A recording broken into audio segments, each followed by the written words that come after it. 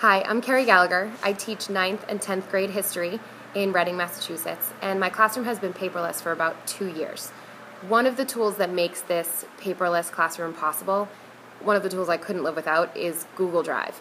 Google Drive primarily comes in handy when we do our long-term, very in-depth research project that requires students to read books, find reliable online sources, take extensive notes, draft, cite their sources, and it requires me to check lots and lots of drafts along the way.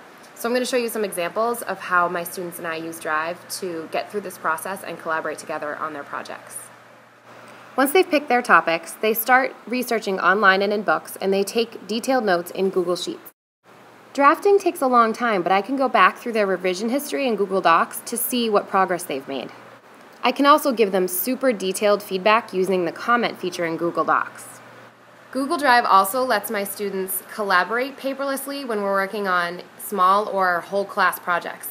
This week they're working together to research various topics and actually write their own final exam. Let me show you some examples of their work. Here, a class organized a way for all of them to take notes on the same Google Doc while they watched a video.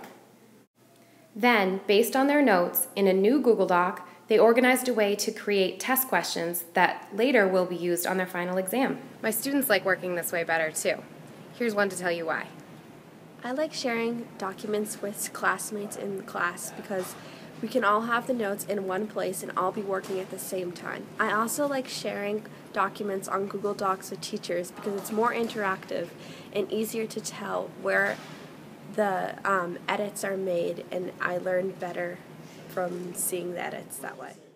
If you'd like more information or if you'd like to ask me any questions about going paperless, feel free to contact me on Twitter.